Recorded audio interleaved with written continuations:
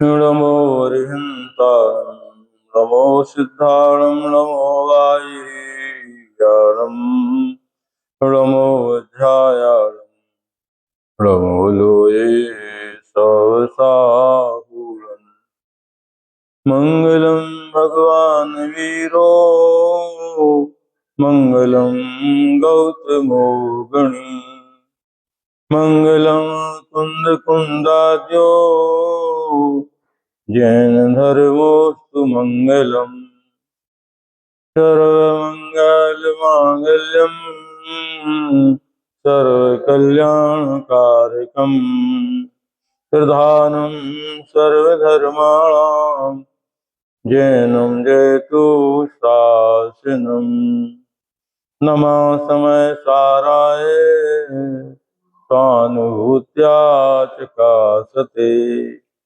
चित्तभावाय भावाय सर्वभावांतरक्षिरे निज स्वरूप को परम रस जामे भरो अपार बंदों परमानंदमय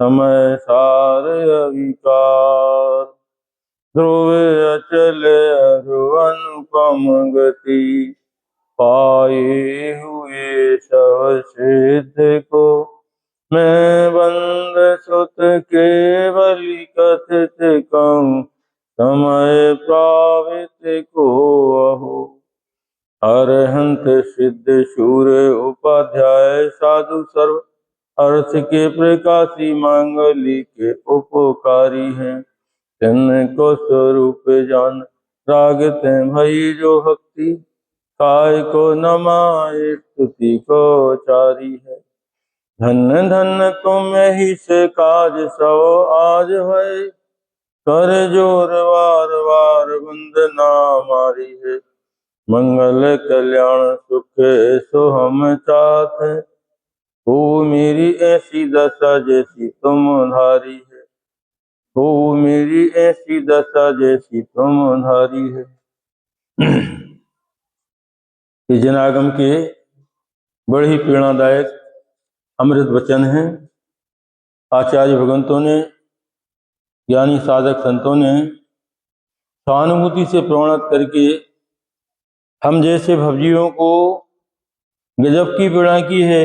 हे भवजियों, अवसर मिला है, दाव मिला है, इसलिए सरलचरित होकर के, शांत होकर, गंभीर होकर के इस सत्य को समझो, इसमें तुम्हारा अवश्य कल्याण होगा। अपना उपयोग जो बहिर्मुख है, ये जनागम का अभ्यास करते करते अंतर्मुख हो जाता है, सूक्ष्म हो जाता है। जब उपयोग सूक्ष्म होता है तो भगवान आत्मा का दर्शन हो जाता है कि आत्मदर्शन करना ही जैन भगवान की दिव्यधुनी का सार है। आत्मदर्शन कहो, सम्य दर्शन कहो, मोक्ष मार्ग कहो, वितरागता कहो, तीन लोकों में सर्वोत्कृष्ट कार्य है। उत्तम जी यही कार्य करते हैं।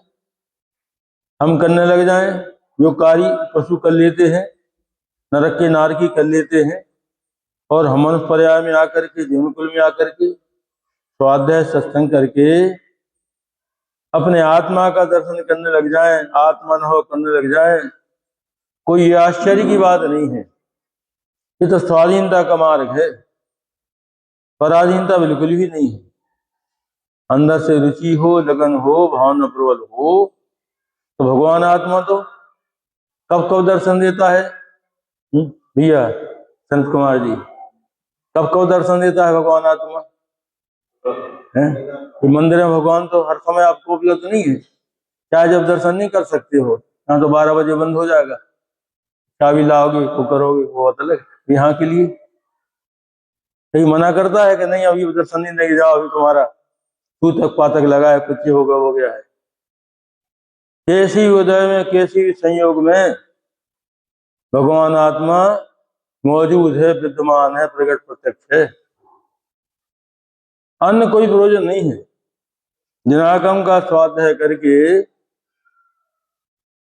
और अंदर से लगना चाहिए, मुझे अपने आत्मा को देखना है, जानना है, समझना है। अरे 8 वर्ष का बालक हो बालिका हो जनागम में आता है। भाई महाविदेह में ऐसे प्रसंग बन रहे हैं, देह की स्थिति 8 वर्ष की है, बेरा गया मुनि दशा हुई, मुनिलिंग धारण करते ही 6वां 7वां गुणस्थान होकर के श्रेणी का ध्यान लगा करके और केवल ज्ञान प्रकट हो गया, दशा हो गई। श्रीमंदर भगवान 8 वर्ष की देह की स्थिति थी और मुनि दशा तो क्या, श्रेणी का ध्यान लगा केवल ज्ञान हो गया। 20वें तीर्थंकर थे यहाँ पर भरत क्षेत्र में। 20वें तीर्थंकर कौन थे? मुनि सुव्रतनाथ भगवान थे। तब उनको केवल ज्ञान हो गया था और जब आगामी 13वें तीर्थंकर होंगे तब उनका निर्वाण होगा। 1 करोड़ पूर्व की जिनकी आयु। भगवान आत्मा तो श्रीमंदर भगवान की आत्मा में और हमारे आपके आत्मा में क्या अंतर है? आत्म स्वभाव तो सद भगवान का आत्मा हो, अनंत भगवान का आत्मा हो, अरे नवोदिया का आत्मा हो, एक इंद्री का आत्मा हो, नारकी का आत्मा हो, अंदर में आत्मा तो सबका समान है। ऐसा विश्वास करके हम अपने ज्ञान में अपने आत्मा को जानने लग जाएं। जिस ज्ञान से हम पर को जान लेते हैं, पर को देख लेते हैं, तो उस ज्ञान से अपने आप को नहीं देख सकते। लगन हो, रुचि हो, भावना हो, ये कार्य सरल है, सुगम है। जब चाहे जब अपना आत्म कल्याण का मार्ग प्रशस्त किया जा सकता है। ये इसमें बहुत से प्रश्नों का संकलन किया है। छोटे छोटे प्रश्न है, लघु उत्तरी, दीर्घ उत्तरी। अब इसमें दीर्घ उत्तरी चल रहे हैं। इसमें 4था नंबर का प्रश्न है, ये बहुत मार्मिक प्रश्न है। अव्यक्त आत्मा के 6 बोल इस समय सार ग्रंथादि राज में 49 गाथा में दिए हैं। ये 6 बोल दिए हैं, इसमें समय सार में से निकालते हैं 49 गाथा। ये 49 गाथा कैसी गाथा है? ये 5 परमागम में 49 गाथा है। दिखतो ज्यों की तो कुंद कुंदाचार्य ने 5 परमागम लिखे और 5 परमागम में और कोई दूसरी गाथा नहीं है, एक ही गाथा है 49 नंबर की गाथा, जो जिन्होंने 5 परमागम में रखी है। समय सार में ये गाथा कौन सी है? 49वीं। प्रश्न सार में 172वीं, नियम सार में 46वीं, पंचाष्टिकाय में 127वीं और अष्टपहाड़ के भाव पहाड़ में 64 नंबर की गाथा है। और भी आचार्य हो गए, उन्होंने भी इस गाथा को रखा है। अरे धवला ग्रंथ में भी ये गाथा है। पद्मनंदी पंचमशती का शास्त्र है, उसमें भी ये गाथा आई है। और तो लघु द्रव्य संग्रह में ये गाथा है। ये अपूर्व गाथा है, इसमें 118 पेज दी है। ये गाथा तो इसमें आत्मा के 9 बोलों को बताया है। आत्मा को 9 प्रकार से, वो परमार्थ आत्मा, दृष्टि के विषय भगवान आत्मा, वो कैसा है। तो 9 प्रकार से आचार्य ने आत्मा को बताया और 9 के भेद प्रभेद करके 42 बोल निकले। 42 40 तो 42 बोल। इसमें अव्यक्त के 6 बोल हैं, जो बहुत गहरे हैं। मंत्र है, 6 मंत्र हैं। इनमें जनागम का सार है। अपूर्व कला बताई है आत्मदर्शन करने की। इसमें 9 बोल है, उसको तो विस्तार है, और इनमें 6 बोलों को लेंगे अपन। जिसमें अब अव्यक्त विशेषण को सिद्ध करते हैं। आत्मा अव्यक्त है, आत्मा अरस है, अरूप है, अगंध है, अस्पर्श है, अशब्द है। 5 बोल तो आ लगा दो पुद्गल की, पुद्गल स्पर्श रस गंध वर्ण शब्द, तो आ लगा दे तो आत्मा का गुण हो गया वो। अरस, अरूप, अगंध और अस्पर्श, अशब्द और अनिर्दिष्ट संस्थान, अलिंगरण और चेतना गुणमय। ऐसे 8 बोल तो नास्ति परक हैं, 1 बोल अस्थि परक है, चेतना गुण। इसमें अव्यक्त बोल है, बहुत प्रेरणादायक है। गुरुदेव श्री इन 175 बोलों का चिंतन करते थे प्रतिदिन सुबह 4 बजे उठ करके। जिसमें 47 शक्ति, समय सार की 47 शक्ति, प्रचंड सार के 47 नए, 47 47 94, और अव्यक्त के 6 बोल।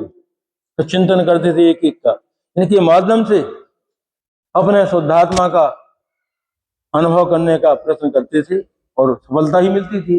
प्रश्न करें और कार्य ना हो। 47 47 कितने हो गए? 94, और अव्यक्त के 6 बोल मिला दिए तो हो गए 100।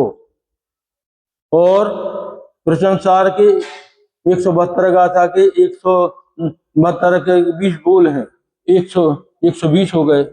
राजचंद जी के कल जो चलाए थे राजचंद जी के 10 बोल 130, 24 तीर्थंकर, एक एक तीर्थंकर का स्मरण करते थे। कितने हो गए? 154 है, और 16 गाथाएं समय सार की, एक गाथा से लेकर के 16 गाथाएं कितनी हो गई?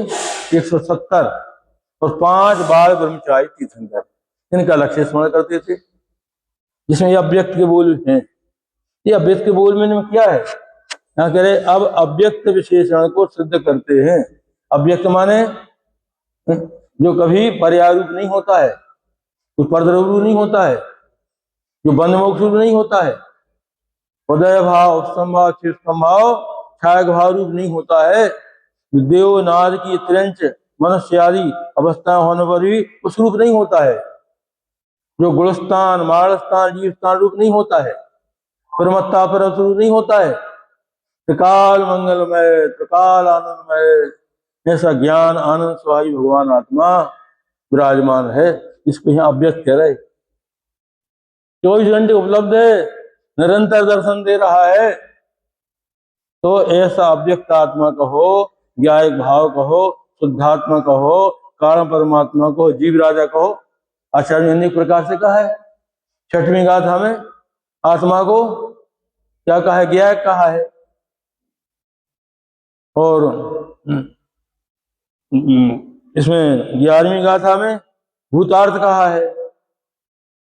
इसमें अव्यक्त कहा है। 49 गाथा में आत्मा को अव्यक्त, शुद्धात्मा, कारण परमात्मा।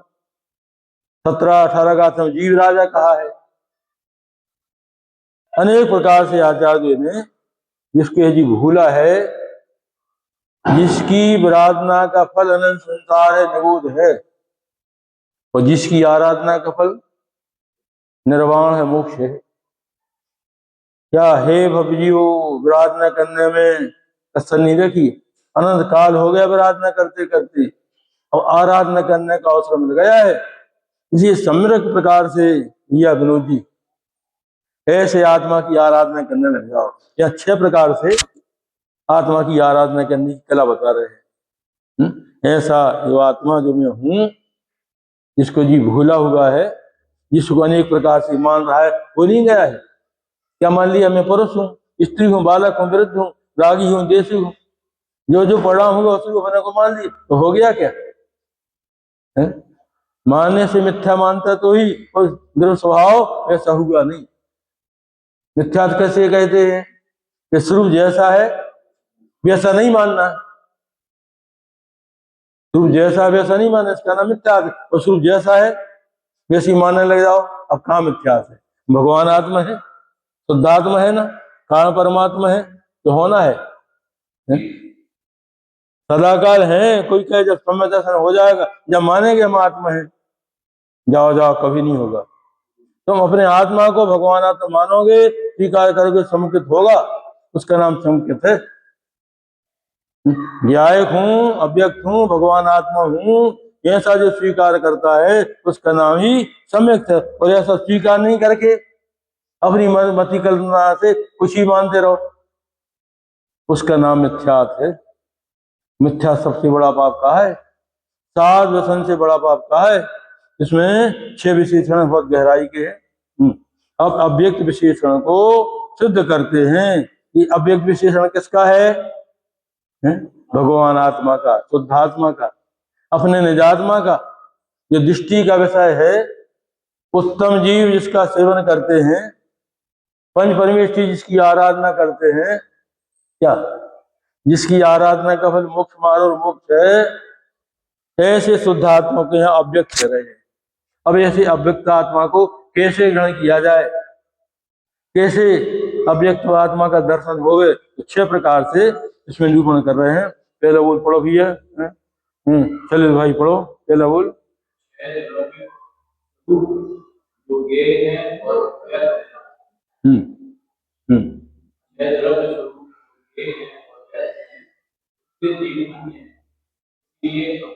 हाँ, 6 द्रव्य स्वरूप लोक जो गे है। ये लोक किसे कहते हैं? लोक का विश्व को 6 द्रव्यों के समूह को विश्व कहते हैं। ये लोक में 6 द्रव्य हैं, अनंत जीव, अनंत अनंत पुद्गल, धर्म धर्म आकाश एक एक, लोक प्रमाण संज्ञात काल द्रव्य। 6 द्रव्य स्वरूप लोक जो कैसा गे है वहां जानने लायक है। तो 6 द्रव्य में शरीर आया कि नहीं आया, मकान परिवार भोजन वस्त्र भोग सामग्री, ये कैसा ये गे है, इसको जान सकते हो, इसको कर नहीं सकते, भोग नहीं सकते, कुछ ले नहीं सकते, दे नहीं सकते, तुम गेयों को अपना मानते हो। भगवान के 6 द्रव्य लोग जो गे है, गे में क्या लेना, जिनमें पदार्थ में तो उलझे हुई हो, मेरा मकान मेरा परिवार मेरा धन में हो, ये तो गे है, तुम्हारा है कहाँ, इसको जान सकते हो। सकल गे जायक तदपि निजानंद रसलीन, तो जिनेन्द्र जयवंत नित हरि रज रहज विहीन। 4 घातिया कर्मों का क्षय करने वाले अनंत भगवान इस सारे जगत को मात्र जानते हैं, अनंत सुख को भोगते हैं। तुम क्या मानते हो, गे को क्या मानते हो, मेरा मकान मेरा परिवार मेरा धन में हो, मेरा शरीर, क्या ये तो गे है, इसको छू नहीं सकते, कर नहीं सकते, भोग नहीं सकते, ले नहीं सकते, कोई संबंध नहीं है तुम्हारा मकान परिवार से, शरीर मन वाणी से। 6 द्रव्य स्वरूप लोग जो गे है, अर्थात भला भरा नहीं है। गे का मतलब इष्ट अनिष्ट नहीं है, गे माने अनुकूल प्रतिकूल नहीं है, ये माने सुखदायी दुखदायी नहीं है। क्या तुम्हारा कोई संबंध नहीं है, ऐसा अभिप्राय बनाओ। भले सबके बीच में रह रहे हो, कथन में भले आवे मेरा मकान मेरा परिवार, कहना व्यवहार है, मानना मिथ्यात है।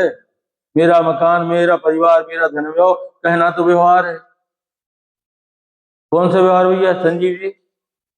उपचरित असद्भुत व्यवहार से कहा जाता है, उपचरित असद्भुत व्यवहार से कहा जाता है मेरा मकान मेरा परिवार मेरा धन में हो, ये व्यवहार ही है, तो कहा जाता है। तो मानना, कहना व्यवहार, मानना मिथ्यात है। क्या कहने में सही आएगा, अभिप्राय मानता में देखो मेरा नहीं है, एक परमाणु मात्र मेरा नहीं है। 6 द्रव्य लोग जो गे है अपने कारण, तुम्हारे कारण नहीं है। ये शरीर गे है, शरीर तुम्हारे कारण नहीं, तुम्हारे लिए नहीं है।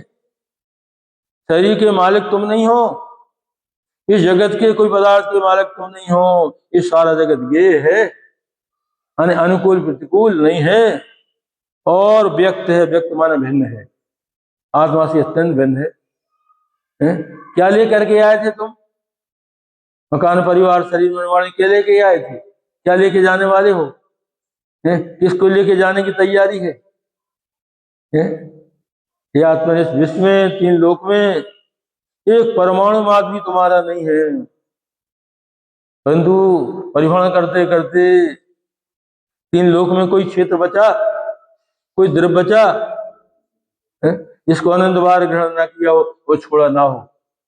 अनंत परावर्तन हो गए परिभ्रमण करते करते, अनंत अनंत बार नरक का नार की पशु हुआ, ध्रुव की विराधना करते करते, मिथ्यात्व के प्रणाम करते करते, अपने आत्मा को समझे बिना, आत्मा को जाने बिना, आत्मभान किए बिना ये संसार चतुर्गति परिवहन का चक्र चल रहा है। यहाँ कह रहे हैं पहले बोल में 6 द्रव्य जो गे है, माने मकान परिवार शरीर मनमानी।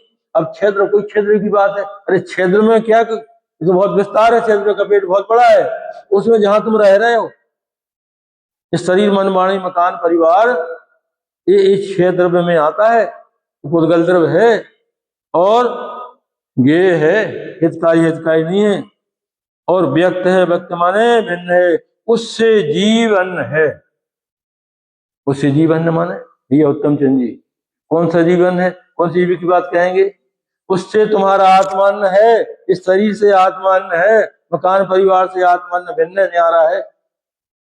ये तुम्हारा कुछ नहीं लगता है, इसको छू नहीं सकते, कर नहीं सकते, भोग नहीं सकते, ले नहीं सकते, दे नहीं सकते, उससे जीवन है, इसलिए अव्यक्त है। ऐसा तुमने माना तो आत्मा को अव्यक्त माना, अव्यक्त माना ज्ञायक माना। ऐसा मानते ही, ऐसा जानते ही अव्यक्त आत्मा का दर्शन हो जाता है। नक्की तो करो, निर्णय तो करो। इस विश्व में, जगत में, तीन लोग तीन काल में, किंचित मात्र कुछ मेरा था नहीं, वर्तमान में है नहीं और भविष्य में होगा नहीं। क्या? आकिंचन की भावना भावे समाल, धर्मदास क्षुल्लक कहे मुक्त हो तत्काल। आकिंचन की भावना भाव आत्मनि शासन में दिया है। क्या दिया है आकिंचन की भावना में? गुरुमुख जी आकिंचन भावना में दिया है। उसमें आत्मानुशासन ग्रंथ में, आत्मानुशासन ग्रंथ कौन ने लिखा है पता है तो कोई? गुणभद्राचार्य। धन्यवाद। गुणभद्राचार्य क्या कहते हैं कि किंचित मात्र कुछ ही मेरा नहीं है। आकिंचन अर्थात किंचित मात्र कुछ ही मेरा नहीं है। ऐसा जो निर्णय करते हैं, ऐसा जो भेद ज्ञान करते हैं, कि आत्मज्ञान को प्राप्त करके और अल्प काल में ही सिद्ध पद को प्राप्त हो जाते हैं। इस रहस्य को कोई बिरला जीव ही समझता है। क्या बहुत बड़ी बात कह दी आचार्यों ने। किंचित मात्र कुछ मेरा नहीं है, ऐसा जो जानता है, मानता है, स्वीकार करता है, शंका नहीं करता है, आत्मज्ञानी होकर के, सम्यक ज्ञानी होकर के अल्पकाल में ही सिद्ध पद को प्राप्त हो जाता है। इस रहस्य को कोई बिरला जीव जिसकी होनार भली है, ये संसार सभी भोगों से प्रकट हुआ है, आत्म कल्याण की अंदर से लगन लगी है, कोई बिरला भवजीव ही इस सत्य को समझ कर अपना कल्याण कर लेता है। तो पहले बोल में काय से भेद ज्ञान कराया? छह द्रव्यों से भेद ज्ञान करा। देखो स्थूलता से सूक्ष्मता की ओर जा रहे हैं। छह बोल हैं और गहरे गहरे हैं, सारे जगत से भेद ज्ञान करा दिया। अब दूसरा बोल और थोड़ा सूक्ष्म, यहाँ बने बोलो दूसरा बोल कोई भी। हाँ निक्की बोलो।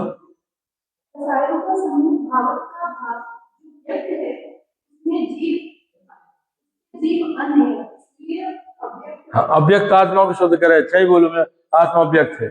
पहले क्षेत्रों से भेद ज्ञान करा करके अव्यक्त आत्मा को दिखाया। अब और गहराई से और विशेष रूप से आत्मा का दर्शन करो। अब क्या कहते? कसायों का समूह। अब कसायों का समूह किसे कहते हैं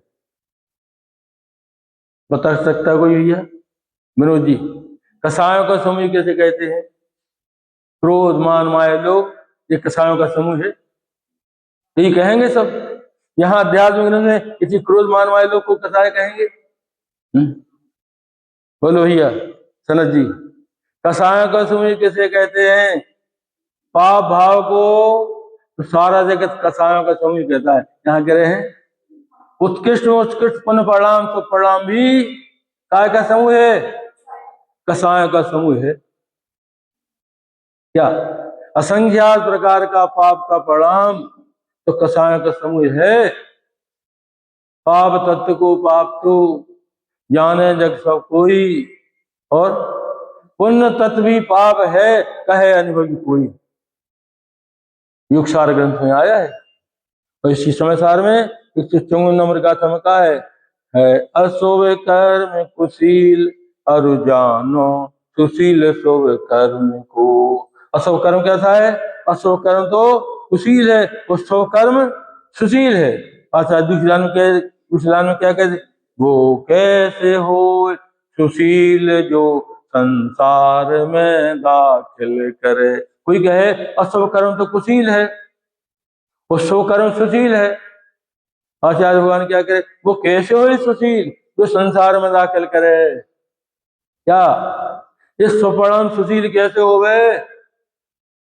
उत्कृष्ट परिणाम के फल में अनंत बार मुनिलिंग धारण करके 9वें गिरियक तक होया, परिभ्रमण का अंत नहीं आया। अरे संकित नहीं हुआ, एक होता है उसको ही तरह में नक्की करो ये समस्त राग है, पुण्य पाप का भाव है, ये सब सब कहता है कसायों का समूह है। अभी कहा जाए, कहने में नहीं है, परंतु निर्णय करने की बात है। पूजा भक्ति का भाव क्या है, कहने नहीं, कहने की बात नहीं, अंदर में अभिप्राय में लेने की बात है। ये तो कसायों का समूह है, पूजा भक्ति का भाव।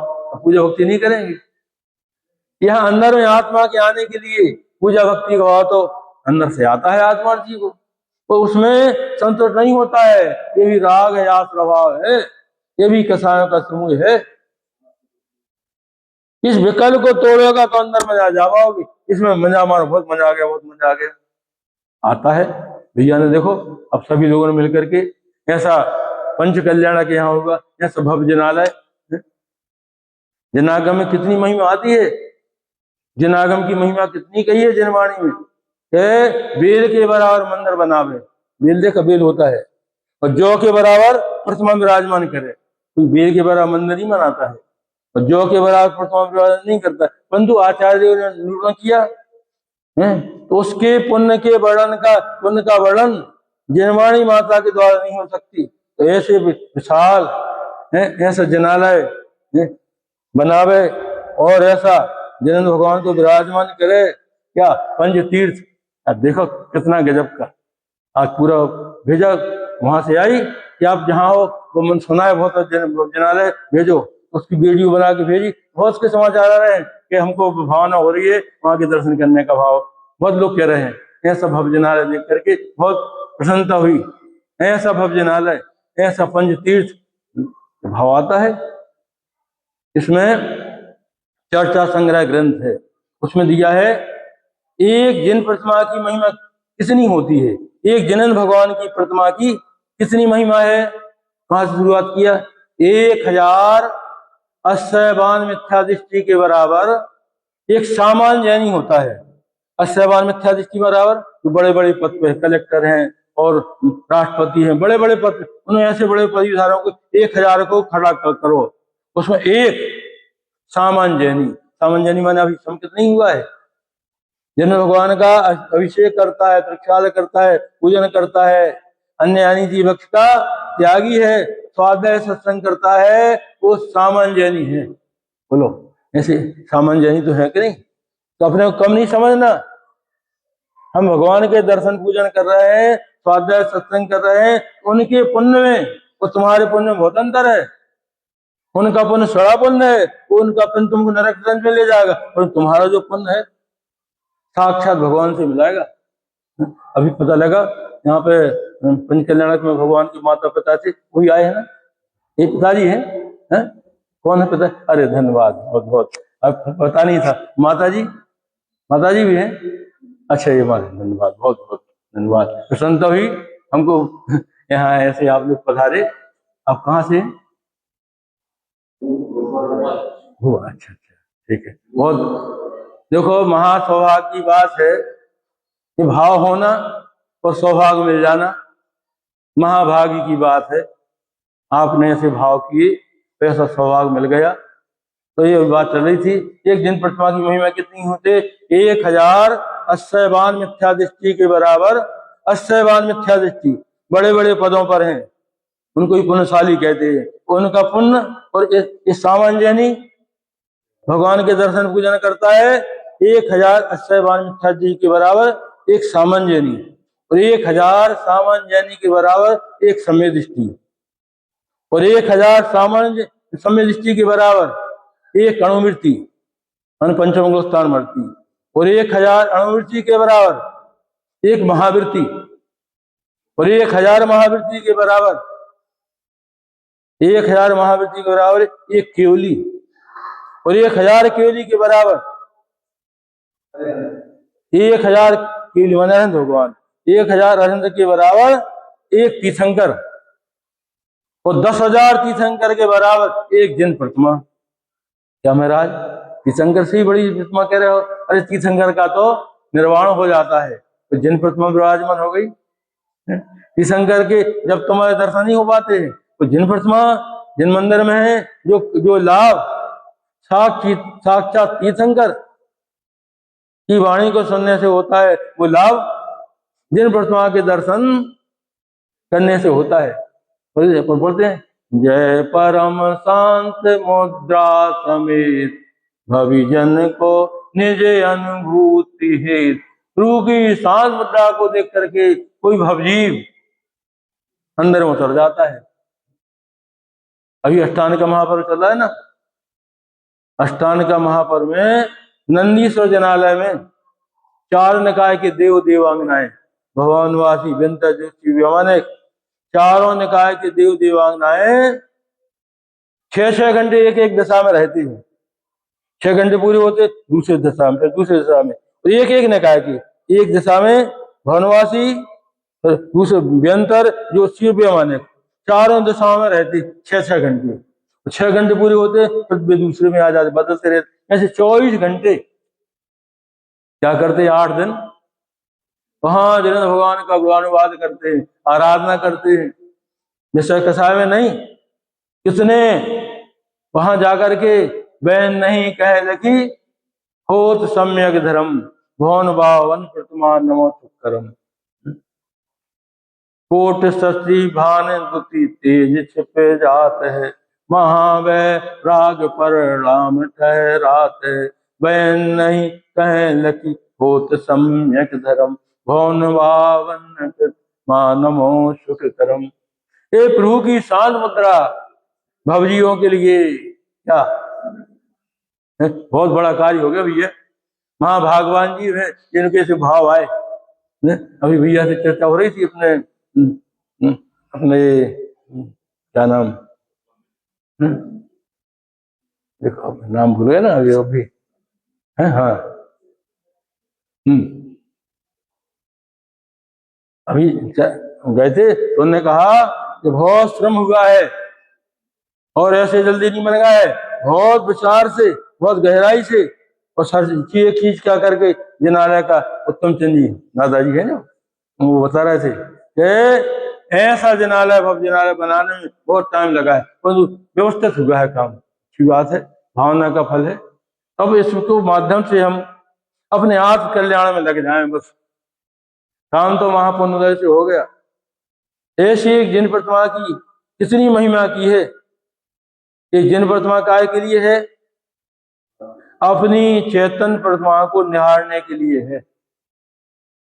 जिन प्रतिमा को देख करके हम अपनी चेतन प्रतिमा को ना देखें तो कहां दर्शन किए? ये जिन दर्शन आत्म दर्शन के लिए कारण है। ऐसे हम शांत होकर के अपना आत्म कल्याण का मार्ग प्रशस्त करने लग जाए। ये बोल चल रहे हैं। इसको देखो अभी परसों परीक्षा है, इसकी 100 नंबर का पेपर है और बिल्कुल छोटे छोटे प्रश्न बना के तैयार किए हैं। कुछ बहने भाई भी तैयारी कर रहे हैं। परसों कितने 2:30 बजे से रखा है, 2:30 बजे से 4 बजे तक 1.5 घंटे का है। अब कोई शायद ना लिख पाए तो थोड़ा समय भी ज्यादा हो सकता है, इसी 2:30 बजे रखा है यही स्वाध्याय भवन में। परसों माने 5 तारीख को, और जहां तक हो सकेगा परसों ही आप कराते हैं, आपने कहा रिजल्ट घोषित हो जाएगा। ये आप अच्छे प्रेम से तैयारी करो। ये मंत्र है, बस त्यागम के वचन है, ज्ञानियों के वचन है, प्रेरणादायक वचन है। ये मत समझो हमसे नहीं हो सकता, हमसे नहीं हो सकता। आपको बताया था ना, कल बताया था, वहां दिल्ली गए थे, घेरा मोड़ पे जो जनालय है, क्या वहां वो बालिकाएं पढ़ती हैं, आत्मार्थी। हाँ, वहां पे 95 साल के दादा थे पृथ्वी चंद जी, 95 साल की उम्र थी। वहां भी हमने इस प्रकार का चलाया था और उन्होंने याद किया था, परीक्षा दी थी, परीक्षा में 90 अंक मिले थे उनको। बोले पहले अब ठीक है, हम तो अपने आचार्य के वचन है तैयार करें, कितनी होगी। उनने पूरा लिखा था, 95 साल की उम्र में उन्होंने तैयारी की थी और इसकी परीक्षा दी थी। कोई कठिन नहीं है, इसको चलाया है। छोटे छोटे प्रश्न, खालिस्तान, सही जोड़ी है और सही गलत और लघु उत्तरी और दीर्घ उत्तरी और दीर्घ उत्तरी चल रहा है। इसमें दूसरा बोल चल रहा है कसायों का समूह, कसायों का समूह भाव का भाव है। कसाय कैसे कहते हैं? पुण्य पाप के भाव को, सब स्वभाव को कसाय कहते हैं। और देखो कहो, चाहे कसायों को सुमत कहो, आश्रभाव कहो, विभाव कहो, राग आदि भाव कहो, एक ही बात है। ये जितना भेद विकल्प विचार चिंतन सब राग है, आस्वाद है, और यहाँ के कसायों का समूह है। जितना भेद विकल्प होता है, सुनने का, सुनाने का, पूजा का, भक्ति का, दान का, शील का, संयम का, अणुवृत का, महावृत का, सब क्या है? आश्रभाव है और राग है, और यहाँ कह रहे कसायों का समूह है। आत्मा का दर्शन करने के लिए कह रहे आएगा वो भाव, असोच से बचने के लिए कोई वो धर्म नहीं है, वो धर्म का कारण कसायों का समूह क्या है? भावक का भाव है। भावक मन पुद्गल है कि वो स्वयं जानता नहीं है राग, राग राग को नहीं जानता है, राग आत्मा को नहीं जानता है, इसलिए उसको पुद्गल भाव का भाव मन पुद्गल का भाव है। उससे जीवन है, इस विकल्प से, इस राग से भगवान आत्मन है, इस राग रूप भगवान आत्मा नहीं हो गया है। देखो देखो, भगवान आत्मा में राग की विकल्प की गंध नहीं है। जिस समय राग है उसी समय उससे अत्यंत भिन्न है। यहाँ कह रहे हैं राग कैसा है? जैसे पानी में काई उत्पन्न हो जाती है, काई और पानी एक में एक नहीं हो गए, ऐसे जितने विकल जाल हैं ये कसाय के समूह है। तो होने पर भी अंदर में भगवान आत्मा उस रूप नहीं हुआ है, इसलिए अव्यक्त है। अब तीसरा बोल है, तीसरा बोल क्या कहते हैं? जिस सामान्य में चैतन्य की समस्त व्यक्तियां निमग्न हैं, अंतर्भूत हैं, इसलिए अव्यक्त है। जिस सामान्य में माने भगवान आत्मा में, ज्ञायक भाव में, चैतन्य की समस्त व्यक्तियां, समस्त व्यक्तियां ने भूतकाल में जितने परिणाम हुए, ये सबके सब परिणाम जैसे हो गए, द्रव्य में निमग्न हो गए। जैसे समुद्र में लहरें होती हैं, तो भूतकाल में जो लहरें हुई वो कहाँ चली गई? समुद्र में निमग्न हो गई। और भविष्यकाल की लहरें भी समुद्र में निमग्न है। भूत भविष्य की लहरें जैसे समुद्र में निमग्न है, वर्तमान निमग्न नहीं है, वर्तमान तो प्रकट है। ऐसे आत्मा में भूत भविष्य की पर्यायें आत्मा में निमग्न है, भूतकाल की पर्यायें योक्ता रूप से, भविष्यकाल की पर्याय शक्ति रूप से निमग्न है। भूतकाल की सामान्य चेतन की समस्त व्यक्तियां, भूत भविष्य की व्यक्तियां पर्यायें अंतर्भूत हैं, इसलिए अव्यक्त है। अब कौन सा परिणाम है? तो द्रव्य रूप हो गया। ऐसा परिणाम हो गया तो वो परिणाम है कहाँ? वो तो वे हो करके द्रव्य रूप हो गया, भविष्य के परिणाम द्रव्य, और वर्तमान जो परिणाम है वो निर्णय कर रहा है, वेदियान कर रहा है। ऐसा जो निर्णय कर रहा है वर्तमान परिणाम, वो अंतर्मुखी हो गया। अब चौथा कहते हैं क्षणिक व्यक्ति मात्र नहीं है, इसलिए अव्यक्त है।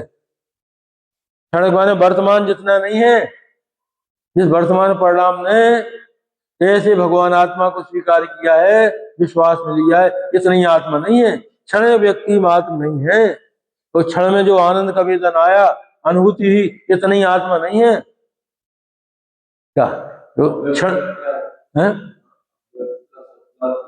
अव्यक्त माने जो अभिन्न है, तन्मय है, तादात्म्य है, अनादिअंत एक रूप है, एक क्षण को जिसका विरह नहीं है, तो प्रकट प्रत्यक्ष विद्यमान मौजूद है, हाजिर हाजिर है, ऐसा ज्ञायक भाव भगवान आत्मा कारण परमात्मा, उसको अव्यक्त कह रहे। वो कोई पर्याय रूप नहीं होता है, कारण रूप नहीं होता है। तो सर्वांग आनंदमय, सर्वांग सुखमय, जो निगोद में सो ही मुझ में, सो ही मोक्ष मजार, निश्चय वेद कछु भी नाई, वेद ग्रह संसार, त्रिकाल मंगलमय, आनंदमय विराजमान, ऐसा भगवान आत्मा कह रहे अव्यक्त। तो यहाँ कह रहे चौथा बोल में कहते हैं क्षण के व्यक्ति मात्र नहीं है, जिस वर्तमान परिणाम ने ऐसे आत्मा को स्वीकार किया और आनंद का वेदन आया, अनुभूति हुई, तो इतनी आत्मा नहीं है। कितना छायक भाव हुआ कि इतनी आत्मा नहीं है, ऐसे आनंद काल तक अनंत निकलता रहे, ऐसा आनंद का सागर, सुख का सागर भगवान आत्मा है। क्षण व्यक्ति महात्मा ने ऐसा निर्णय वेदियान करके जिस परिणाम ने अपने आत्मा को स्वीकार किया, तो आनंद का वेदन आया, कहते आत्मा इतने नहीं है, क्षण व्यक्ति मात्र नहीं है। क्षण माने वर्तमान पर्याय है, आत्मा का अनुभव करने वाली पर्याय। चौथे बोले अनुभूति की पर्याय की बात करे, जिस पर्याय ने अपने आत्मा को स्वीकार किया, इतना ही नहीं है, आत्मा तो अनंत अनंत आनंद का सागर, सुख का सागर है, अनंत अनंत केवल ज्ञान सुख जिसमें भरा हुआ है। ऐसा क्षणिक व्यक्ति मात्र नहीं है, वर्तमान पर्याय नहीं है। अब पांच में बोल, हाँ थोड़ा विस्तार से है। पांच में बोल पढ़ी भैया, पीछे पढ़ो कोई, पांच में बोल।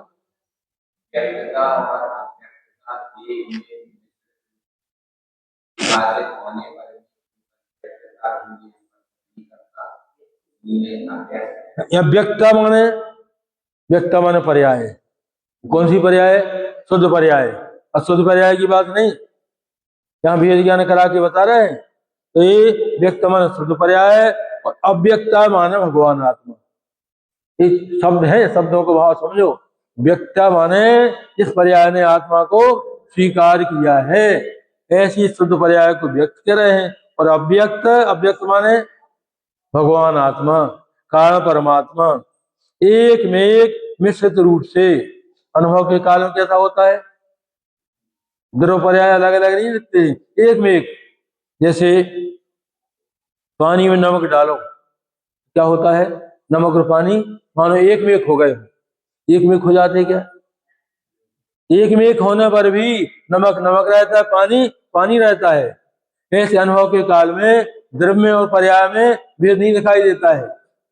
ऐसा एक में एक मिश्रित होने पर भी द्रव पर्याय मानो एक में एक हो गए हो, ऐसा परिणाम द्रव्य में निमग्न हो जाता है।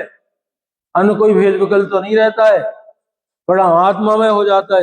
एक में एक मिश्रित रूप से प्रतिभाषित होने पर, जानने में एक में एक रूप से जानने में आने पर भी वह केवल व्यक्तता को ही स्पर्श नहीं करता, उस शुद्ध पर्याय को ही स्पर्श नहीं करता। आत्मा अनुभूति के काल में द्रव पर्याय में भेद नहीं दिखाई देता है, द्रव पर्याय दोनों अभेदपने अनुभव में आते हैं। परंतु जो शुद्ध पर्याय है उस शुद्ध पर्याय को भी आत्मा स्पर्श नहीं करता। तो अन्य को स्पर्श करे, कर्म नो कर्म को, शरीर मन वाणी को, जगत को।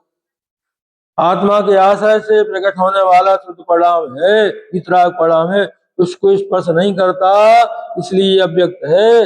केवल व्यक्ता को व्यक्ता माने शुद्ध पर्याय को भी स्पर्श नहीं करता, इसलिए आत्मा अव्यक्त है। तो पहले बोल में क्या बताया? छह द्रव्यों से भिन्न है, इसलिए अव्यक्त है। दूसरे बोल में बताया समस्त राग आदि भाव तो कषाय के समूह है, क्या अनुरूप नहीं होता, इसलिए अव्यक्त है। तीसरे बोल में भूत भविष्य की पर्याय आत्मा में निमग्न है, इसलिए आत्मा अव्यक्त है। चौथे बोल में जिस पर्याय ने आत्मा को स्वीकार किया है, क्षणिक पर्याय, शुद्ध पर्याय, इतना ही आत्मा नहीं है। वर्तमान जो शुद्ध पर्याय प्रकट हुई, आत्मा इतना नहीं है। और पांच बोल में कहते हैं अनुभूति के काल में द्रव और पर्याय दोनों एक में एक मिश्र रूप से अनुभव में आते हैं, कोई अलग अलग नहीं दिखते। ये द्रव है, पर्याय है, ऐसा भेद नहीं रहता है। द्रव पर्याय का अभेदपने अनुभव होता है, परंतु जो शुद्ध पर्याय है उस शुद्ध पर्याय को भी आत्मा स्पर्श नहीं करता। आओ कितना आनंद का वेदन है, उसको स्पर्श नहीं करता, उसका लक्ष्य नहीं करता। यदि उसका लक्ष्य करने लग जाए शुद्ध पर्याय प्रकट हुई तो 11 मंगल स्थान से भी गिर जाते हैं। 11 मंगल स्थान से गिर के माने किसने जी तो पहले गुलस्थान में आ गए। भावलिंगी मिजाज भी नहीं संभले तो वहां से गिर करके कितने संभल करके पुनः वापस पहुंच जाते हैं। परंतु कुछ जीव ऐसे भी है जिन गोद में है 11 में है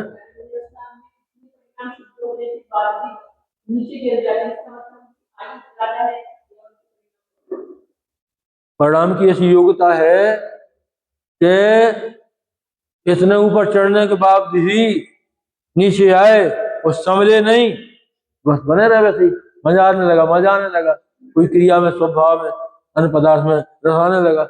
ऐसा रस आते आते इच्छा पुष्ट हो गया और आयु पूरी करके कितने जीव नगोद में चले गए। ऐसा कहते हैं जब जीव मोह मिथ्यात्पट होता है तो नगोदगामी हो जाता है। उसी भाव से नहीं और अगले भाव से, यही थोड़ी कि उसी भाव से स्वर्ग आदि में जाए, वहां से एक इंद्रिय आदि होकर के। संसार परिभ्रमण का चक्र बहुत बड़ा है, यहाँ कह रहे हैं जीव व्यक्ता को स्पर्श नहीं करता, यानी शुद्ध पर्याय को स्पर्श नहीं करता, इसलिए अव्यक्त है। और छठ में बोल में क्या है, छठा पढ़ो।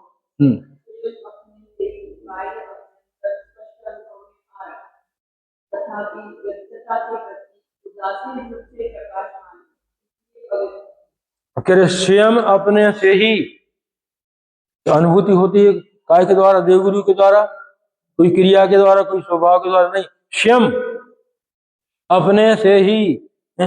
मुख्य मार्ग प्रकाश में आता है निस्वभाव साधन के द्वारा, कोई क्रिया स्वभाव के द्वारा नहीं, परदेव के द्वारा, स्वयं अपने से ही, अपने माने अपने ज्ञाय भाव के सेवन से, आलमन से ही, बाह्य अभ्यंतर, इस स्पष्ट अनुभव में आ रहा, बाह्य और अभ्यंतर। बाह्य का अर्थ क्या करेंगे, कोई बताओ। बाह्य अभ्यंतर इस स्पष्ट अनुभव में आ रहा है। बाह्य माने क्या और अभ्यंतर माने क्या। बाह्य भी अनुभव में आ रहा है और अभ्यंतर भी अनुभव में आ रहा है, स्पष्ट अनुभव में आ रहा है बाह्य और अभ्यंतर। बाह्य माने शुद्ध पर्याय और अभ्यंतर माने भगवान आत्मा। जैसे अपने द्वारा, किसी अन्य के द्वारा नहीं, स्वयं अपने से ही बाह्य अभ्यंतर, बाह्य माने शुद्धोपयोग और अभ्यंतर माने शुद्धात्मा, दोनों एक ही काल में अनुभव में आ रहे हैं। भगवान आत्मा कैसा आलमन रूप से अनुभव में आता है और पर्याय वेदन रूप से अनुभव में आता है, समय एक ही है। दोनों द्रव और पर्याय, द्रव माने भगवान आत्मा आलमन रूप से अनुभव में आता है और शुद्ध पर्याय वेदन रूप से अनुभव में आता है। तथापि व्यक्ता के प्रति उदासीन, व्यक्ता जो शुद्ध पर्याय प्रकट भी विशेष विशेष आनंद का वेदन आया, उससे भी उदासीन रहते हैं। यदि उसमें आसीन हो जाए तो नीचे आ जाती है। आसीन तो अपने ज्ञायक भाव में रहते हैं, तथा उसके प्रति उदासीनता है। काहे की शुद्ध पर्याय से भी उदासीनता है। तो किसमें आसीनता है, अपने शुद्धात्मा की आसीनता है, तो गुलस्थान बढ़ता जाता है, वितरागता बढ़ती जाती, केवल ज्ञान हो जाता है। और उसमें आसीन हो जाए, शुद्ध पर्याय की मचा कर जाए, मजा आ गया, मजा आ गया, मजा आ गया, बस गए काम से, नीचे आ जाओगे। बढ़ते जाओ जब तक केवल ज्ञान नहीं होवे, तब तक एक द्रव्य भगवान आत्मा को तुमने ग्रहण किया है, उसमें ही आरूढ़ रहो, कितना आनंद आवे। तो इसमें आचार्य जो 6 बोलों में बता रहे, इन 6 बोलों को गहराई समझे तो जीव का क्या है, सम्यक दर्शन क्या, केवल ज्ञान हो जाए। केवल ज्ञान होने की बात कह रहे आचार्य देव। शुद्ध पर्याय कोई स्पर्श नहीं करता, 5 मूल में कह रहे शुद्ध पर्याय को स्पर्श नहीं करता, और 6 में मूल में कहा है शुद्ध पर्याय से भी उदासीन रहता है, कितना भी आनंद आए उससे उदासीन रहता है, इसलिए अव्यक्त है। ऐसे 6 मूल है। पहले मूल में क्या क्या, 6 द्रव्यों से भी ज्ञान कराया। दूसरे बोल में समस्त कसायों से रागादि भाव से वेद ज्ञान कराया। दूसरे बोल में भूत भविष्य की पर्यायों से वेद ज्ञान कराया। चौथे बोल में क्षणिक पर्याय जो प्रकट हुई शुद्ध पर्याय, उससे वेद ज्ञान कराया। और 5वें बोल में शुद्ध पर्याय से कोई स्पर्श नहीं करता। संक्षेप में ख्याल में लेने के लिए 5 बोल में शुद्ध पर्याय को स्पर्श नहीं करता हूँ, इसलिए व्यक्त हूँ। और 6 बोल में शुद्ध पर्याय से उदासीन हूँ, इसलिए व्यक्त हूँ। ख्याल में आया कोई को? संचय में 6 बोल बता दिए भैया उत्तम चंद जी, ख्याल में आई। 6 द्रव्य रूप नहीं होता, 6 द्रव्य का स्वामी नहीं, 6 द्रव्य से कोई संबंध नहीं, माने शरीर मन वाणी मकान परिवार से कोई नाता नहीं, संबंध नहीं, इसलिए मैं आत्मा अव्यक्त हूँ। तो दूसरे बोल में समस्त रागादि भाव से न्यारा रहता हूँ, इसलिए व्यक्त हूँ। तीसरे बोल में भूत वर्ष की पर्याय रूप नहीं होता हूँ, भूत वर्ष की पर्याय द्रव्य में नमग्न रहती हैं, इसलिए अव्यक्त हूँ। और चौथे बोल में जो वर्तमान शुद्ध पर्याय प्रकट हुई, इतना ही नहीं हूं, वर्तमान शुद्ध पर्याय जितना नहीं हूं, इसलिए व्यक्त हूं। और 5वें बोल में क्या, एक में एक विश्व से प्रतिभास होता है ना, परंतु शुद्ध पर्याय को स्पर्श नहीं करता, इसलिए व्यक्त हूं। और 6वें बोल में शुद्ध पर्याय से उदासीन हूं, इसलिए अव्यक्त हूं। ऐसे 6 बोल है, थोड़ा समझ लेना। इसमें बहुत मंत्र है, बहुत गहराई के हैं। ये तो 2 बोल 3 बोल चल पाते 1 घंटे में। बहुत गहराई, बहुत सूक्ष्मता है इनमें, बहुत गहराई है 6 बोलों में, बहुत गंभीरता है। आचार्य ने, अमृतचंद स्वामी ने इन 6 बोलों को बहुत गहराई से निरूपण किया है, ये समझने जैसे है। आप इसमें एक प्रश्न और लेंगे जो आपको 3 कव 9 करोड़ में राज की जय पर बोलते ना, 3 कव 9 करोड़ में राज कैसे है, ये समझना है प्रश्न। जनागम में अधिकतम 3 कम 9 करोड़ मिराजों की संख्या इस प्रकार है। तो बोलते 3 कम 9 करोड़ मिराजों की जय। तो 3 कम जो मुनिराज है, 9 करोड़ मुनिराज है, ये 6 प्रकार के होते हैं मुनिराज। 6वें गुलस्तान वाले मुनिराज, 7वें गुलस्तान वाले मुनिराज, उपशम श्रेणी वाले मुनिराज। उपशम श्रेणी कौन कौन सी? 8वां, 9वां, 10वां और 11वां, ये कहलाते उपश्रेणी वाणी। और छबक श्रेणी वाले मुनिराज 8वां, 9वां, 10वां और 12वां। और 13वें गुलस्तान वाले मुनिराज अनंत भगवान संयोग के लिए। और 14वें गुलस्तान वाले मुनिराज। 4 ख्याल में आए भैया सनत जी, कौन कौन से? 6वें गुलस्तान वाले मुनिराज, 7वें गुलस्तान वाले मुनिराज, उपशम श्रेणी वाले मुनिराज, सबक श्रेणी वाले मुनिराज और 13वें गुलस्तान वाले संयोग के लिए अनंत भगवान, वे भी मुनिराज कहलाते। और 14वें गुलस्तान वाले, 14वां गुलस्तान क्या कहलाता? अयोग के लिए, जिनका काल कितना है? 5 हिरस स्वर का उच्चारण करने में जितना समय लगता है, आ ई उ री लिरी, 5 हिरस स्वर जो 5 अक्षर हैं, इनका उच्चारण करने का जो काल है वो 14वें गुलस्तान का काल है। तो 14वें गुलस्तान वाले मुनिराज, इनकी संख्या दी है।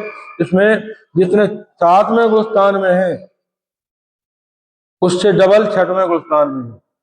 7वें गुलस्तान 6वें गुलस्तान में जितने मुनिराज हैं, अधिकतम संख्या दी है। तो 6वें गुलस्तान में अधिकतम मुनिराज भावलिंगी मुनिराज की संख्या है जी, द्रवलिंगी की संख्या नहीं जी। भावलिंगी मुनिराज है जो, जिन्होंने 3 चौकड़ी कसाय गवाह पूर्वक 20 रागता प्रकट की है। ऐसे 6वें गुलस्तान वाली मुनिराज कितने होते?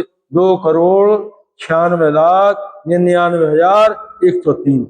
2 करोड़, 2 करोड़ ख्याल रखो। और फिर 96 लाख, 96 लाख माने 4 कम 100। 2 करोड़ 96 लाख और 99,000, 1 कम 100। 2 करोड़ 96 लाख 99,000 और 103। एक आंकड़ा ख्याल रखो जी, पहला 6वें गुलस्तान वाले की 2 करोड़ 96 लाख 4 कम 96 लाख 99,000 1 कम 2 करोड़ 96 लाख 99,000 103। ये कौन से गुलस्तान वाले हैं? 6वें गुलस्तान वाले। ये 7वें गुलस्तान, हाँ 7वें गुलस्तान वाले। उस 7वें गुलस्तान में जितने, उससे डबल 6वें गुलस्तान में है। तो देखो अब यहाँ तो इसमें 2 का गुणा करेंगे, यहाँ 2 की जगह 5 आ जाएंगे। जैसे 250 में 2 का गुणा करो, 5 अंक आ जाता। 2.5 में 2 का गुणा तो 5 अंक आ जाता। जैसे 2.5 से तो ज्यादा है जी। तो इसमें 5 करोड़, 2 करोड़ की जगह 5 करोड़ और 96 जगह 93 करोड़, 3 कम, यानी 96 है तो यहाँ 93। 2 करोड़ 93 लाख, यहाँ 99 है तो 98। तो 9 में 2 का गुणा, 9 दूनी 18, तो 99 जगह 98, 2 करोड़ 93 लाख 99,000 और 103 के डबल कितने हो जाते हैं? 103 के डबल 206। तो 7वें गुलस्तान वाले मुनिराज की संख्या ख्याल में आ जाए, 2 करोड़ 96 लाख 99,103। ये आंकड़ा ख्याल में आ गया। इससे डबल 2 का गुणा कर दो तो आ जाएंगे 6वें गुलस्तान की 5 करोड़ 93 लाख 99,000 ये हो गए। अब उपशम श्रेणी वाले 4 गुलस्तान है, 8वां, 9वां, 10वां और 11वां। इन प्रत्येक में 299, 299, 299, 299, 4 बार 299। ख्याल रखो जी, 1 कम 300, 1 कम 300। 8वें में 299, 9 में 299, 10 में 299 और 11 में 299, यानी 1 कम 300 4 बार। तो 300 में 4 का गुणा को कितने हो जाएंगे? 300 में 4 का गुणा करो कितने आ जाएंगे? 1200। 299 है तो 4 कम करा दो, 299 4 बार है तो 1 1 माने 4 कम कर दो 1200 में से, कितने हो जाएंगे? 1196। 299 4 बार करेंगे तो अपन 300 मान लो, पीछों को 1200, तो 1200 में से 4 घटा दो तो 1196 उपसम श्रेणी वाली मुनिराज। अब जितने उपसम श्रेणी वाले उससे डबल सबक श्रेणी के हैं, 299 के डबल कितने होंगे? 299 के डबल, 299 के दूने करो है 598। तो इसके भी 4 गुणस्थान हैं सबक श्रेणी के, 8वां 9वां 10वां और 12वां। 598 4 बार। अब दो दो दो दो कम है तो 600 मानो, 6 चौको 2400 सब लगाने के लिए, 6 चौको 2400 में। अब दो दो कम है 4 बार, यानी 8, 2400 में से 8 घटा दो 2392। 2400 में से 8 घटाओ तो 2392 हो गए। ख्याल में आए जी? और तैयार करने के लिए, ख्याल में रखने के लिए। अब 13वें गुणस्थान वाले जो मुनिराज हैं ये तो संख्या ख्याल में रख, 8 करोड़ 8,98,502। 8,98,502 ये क्या है? अनंत भगवान है वर्तमान में अधिकतम संख्या महाविदेय में 8,98,502। ये कौन से गुणस्थान वाले? 13वें गुणस्थान वाले। और 14वें गुणस्थान वाले जो सबक श्रेणी में जो कोई भी एक गुणस्थान में है 598। 598 की आंकड़ा है ये 14वें गुणस्थान। सबका योग करो, सबका टोटल करो तो कितना आ जाएंगे? 8,99,99,997, माने 3 कम 997, 3 कम 9 करोड़ गुणराज हो जाएंगे। अपने ख्याल में तो रखना चाहिए कि 3 कम 9 करोड़ गुणराज कैसे होते हैं। एक बार दिमाग में फिट कर लो, जिनके हम जयकार बोलते हैं जो गुणराज हैं, जो कैसे कैसे 3 कम 9 करोड़ गुणराज हो जाते हैं। आगम इनकी दिया है।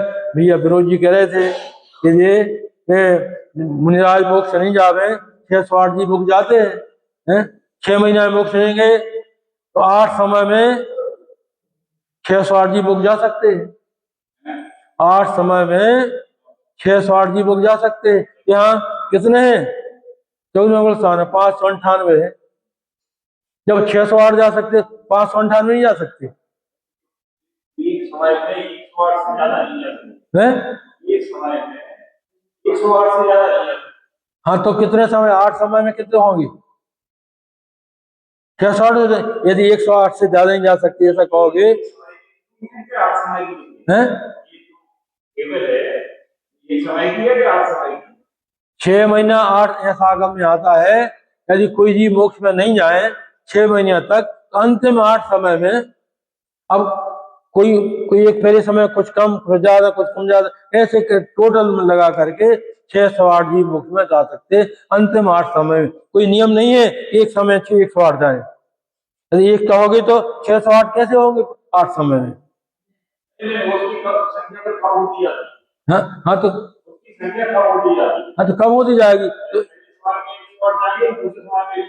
हाँ हाँ वो ऐसे 598 अधिकतम संख्या है 14वें गुणस्थान की। 598 जीव ऐसे जा सकते हैं। ऐसा ये टोटल जो है 3 कम 9 करोड़ मुराद। अब और चर्चा कर लेंगे अपन जो होगा तो इसकी आप तैयारी करें। वो बेटी कहाँ है? वो कल आई थी, उसने वो नहीं आई। उसने लिखा है जी अंतिम प्रश्न है जो इसमें आप कितने वर्षों से स्वाध्याय सत्संग कर रहे हैं। बोल रही थी आएंगे हम, उनकी मम्मी भी नहीं आई हो। हाँ, और स्वाध्याय सत्संग करने से आपको क्या लाभ होगा उसने लिखा है, और आप संवेदन प्राप्त करने के लिए किस प्रकार का भी ध्यान करेंगे। और इसको कल अपन चलाएंगे। परसों आपकी परीक्षा है, कल इसका पूरा हल हो जाएगा। आप अपनी तैयारी कर लो, कुछ ज्यादा कठिन नहीं है। 1-1 घंटे का समय दो 1-2 बार तो हो जाएगा। और ये ऐसी चीज है, ऐसे मंत्र है, आपने उसको कंप्यूटर में फीड कर लिया, अपने दिमाग में भी कंप्यूटर में फीड कर लिया तो जीवन पर्यंत के लिए हो गया ये है। उसका अभ्यास करते रहो तो बने रहेंगे और उसका चिंतन करने के लिए अपने अवसर मिलेगा। इसलिए ये आगम के अमृत वचनों को आप आत्मसात करें, ऐसी मंगल भावना।